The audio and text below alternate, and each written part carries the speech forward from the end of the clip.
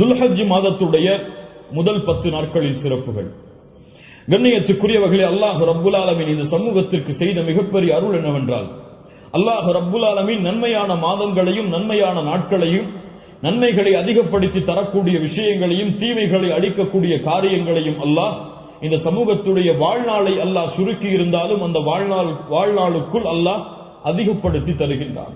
ரமதான் முடிந்தால் அடுத்த நன்மைகள், அந்த மாதம் முடிந்தால் அடுத்த நன்மைகள் என்று அல்லாஹ் ரப்புல் ஆலமீன் ஒவ்வொரு மாதமும் சில நாட்களை அல்லாஹ் கணக்கிட்டு அந்த நாட்களில் அல்லாஹ் ரப்புல் ஆலமீன் அருள் செய்து மூமின்களுடைய ஈடேற்றத்திற்கு அல்லாஹ் ரப்புல் ஆலமீன் உதவி செய்கின்றான். கண்ணியத்துக்குரியவர்களே, அந்த அடிப்படையில் ரமதானுடைய மாதத்திற்கு பிறகு அல்லாஹ்விடத்திலே மிக கண்ணியமான, அல்லாஹ்விடத்திலே மிக சிறப்பு பெற்ற நாட்களை இன்ஷா அல்லாஹ் நாம் அடையப் போகின்றோம். அந்த நாட்கள் தான் துல்ஹஜ் மாதத்துடைய முதல் 10 நாட்கள்.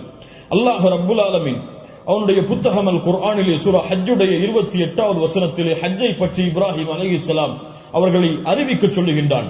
அப்போது அல்லாஹ் ரப்புல் ஆலமீன் ஹஜ்ஜுக்கு வருபவர்கள் செய்யக்கூடிய காரியத்தை பற்றி சொல்லும் பொழுது வயத்குருஸ்மல்லாஹி ஃபி அய்யாமின் மஅலூமாத், கணக்கிடப்பட்ட அந்த நாட்களில் அவர்கள் அல்லாஹ்வை புகழ்வார்கள்.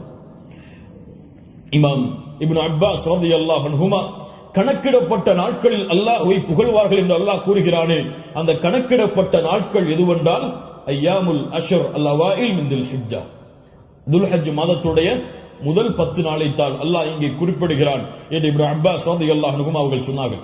அல்லாஹ் ரப்புல் ஆலமீன் சூரத்துல் ஃபஜ்ரை ஆரம்பம் செய்கிறார். வல் ஃபஜ்ர் வலயாலின் அஷ்ர், அந்த 10 நாட்கள் என்று அல்லாஹ் ரப்புல் ஆலமீன் சத்தியம் செய்கிறானே, அது என்னவென்று முஃபஸ்ஸிர்கள் எல்லோரும் விளக்கம் சொல்லும் பொழுது அந்த நாள் துல்ஹஜ் மாதத்துடைய முதல் 10 நாள் என்று பெரும்பான்மையான அறிஞர்கள் விளக்கம் சொல்கிறார்கள்.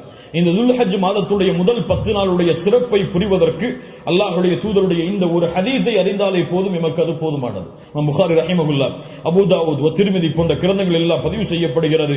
இப்னு அப்பாஸ் ரலியல்லாஹு அன்ஹு அவர்கள் கூறுவதாக, அல்லாஹ்வுடைய தூதர் ஸல்லல்லாஹு அலைஹி வஸல்லம் சொன்னார்கள், மா மின் அய்யாமின் அல் அமலு ஸாலிஹு ஃபீஹா அஹப்பு இலல்லாஹ் மின் ஹாதிஹில் அய்யாம், யானி அய்யாம் அல் அஷ்ர். அல்லாஹு அக்பர்.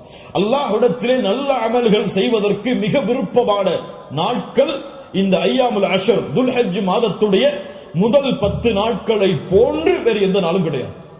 ரமதானுடைய இறுதி இரவுகள் அல்லாஹ்விடத்திலே மிக உயர்ந்தது. அல்லாஹ்விடத்திலே மிக உயர்ந்த 10 நாட்கள் துல்ஹஜ் மாதத்துடைய 10 நாட்கள் தான். ரமதானுடைய இறுதி 10 இரவுகள் அல்லாஹ்விடத்திலே மிக உயர்ந்த அந்தஸ்துடையது. அதைவிட ரமதானுடைய மாதத்திற்கு பிறகு துல்ஹஜ் மாதத்துடைய முதல் 10 நாட்கள் அல்லாஹ்விடத்திலே மிக உயர்ந்தது. இந்த ஹதீஸை சொன்னவுடன் சஹாபாக்கள் கேட்டார்கள், வலல் ஜிஹாது ஃபீ சபீலில்லாஹ், அல்லாஹ்வுடைய பாதையில் போராடுவதை விடவும் இந்த நாளிலே செய்யக்கூடிய அமல்கள் மிக உயர்ந்ததா?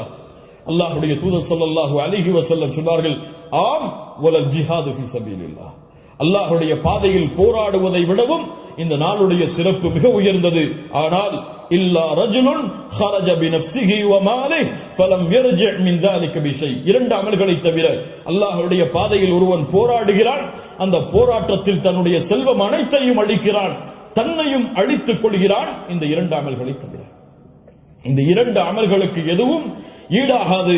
இந்த 2ஐ தவிர மற்ற இருக்கக்கூடிய அனைத்து அமல்களை விடவும் இந்த துல்ஹஜ் மாதத்துடைய முதல் 10 செய்யக்கூடிய அமல்களுடைய அந்தஸ்து உயர்ந்தது என்று அல்லாஹ்வுடைய தூதர் முஹம்மது ரசூலுல்லாஹ் ஸல்லல்லாஹு அலைஹி வஸல்லம் சொன்னார்கள். ஏன்? நம் ஹாஃபிஸ் இப்னு ஹஜர் அல் அஸ்கலானி ரஹிமஹுல்லாஹ் அவர்கள் சொன்னார்கள், ஏன் இந்த 10 நாட்கள் சிறந்தது? அல்லாஹ் ரப்புல் ஆலமீன் அமல்களுடைய தாய்களை எல்லாம் இந்த நாட்களில் வைத்திருக்கிறார். வேறு எந்த நாட்களிலும் செய்ய முடியாத அமல்களை அல்லாஹ் இந்த நாளிலே வைத்திருக்கிறார். ஏன்? இந்த நாளில், இந்த 10 நாட்களில் அல்லாஹ்வை தொழலாம், இந்த 10 நாட்களில் அல்லாஹ்விற்கு நோன்பு இருக்கலாம், இந்த 10 நாட்களில் சதகா செய்யலாம், இந்த 10 நாளில் அல்லாஹ்விற்கு அறுத்து பலியிடலாம், இந்த 10 நாளில் வேறு எந்த நாளிலும் செய்ய முடியாத ஹஜ்ஜை நிறைவேற்றலாம்.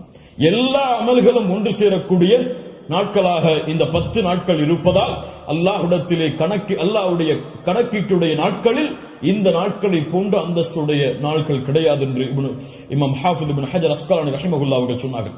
இந்த நாட்களில் நோன்பு வைக்கலாமா? இதிலே வரக்கூடிய 10 நாளில் 10வது நாள் நோன்பு வைப்பது ஹராம். ஏன்? ஈதுடைய நாள். இந்த 10வது நாளை தவிர வரக்கூடிய 9 நாளும் நோன்பு வைப்பது சுன்னாவா?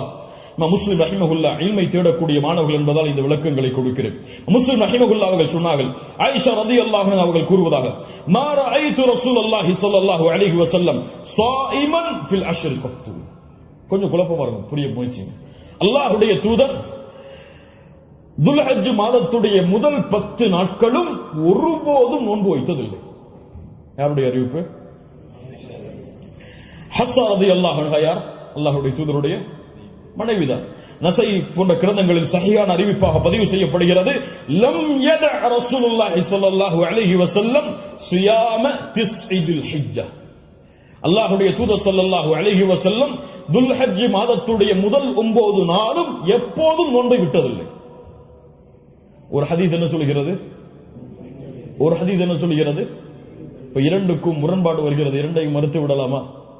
இப்போ உலமாக்கள் இரண்டையும் எப்படி சேர்த்து புரிவது என்பதை சொல்லுகிறார். இதான் ஃபஹ்மு ஃபில் இல்ம், இல்மை புரிந்து கொள்வதுடைய அடிப்படை.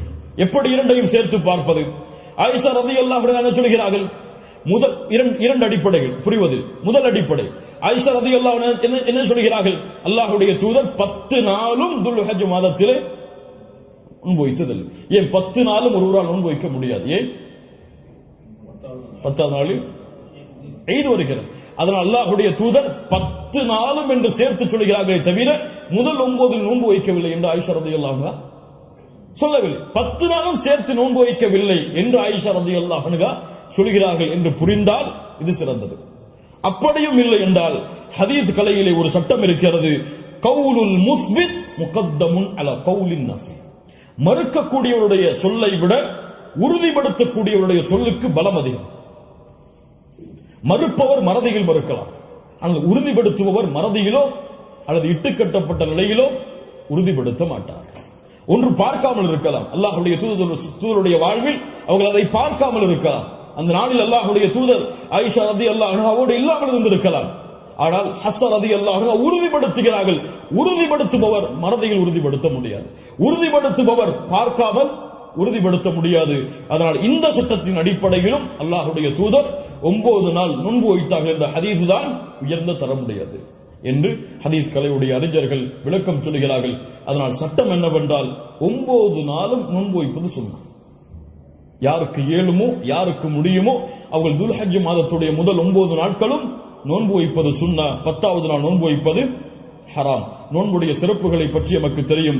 அல்லாஹ்வுடைய பாதையில் ஒருவர் அல்லாஹ்வுடைய முகத்தை நாடி ஒரு நாள் நோன்பு வைத்தால் பஅதல்லாஹு வஜ்ஹஹு அனின் நாரி 70 ஹரீஃபா. ஹரீஃபா என்றால் ஆம்.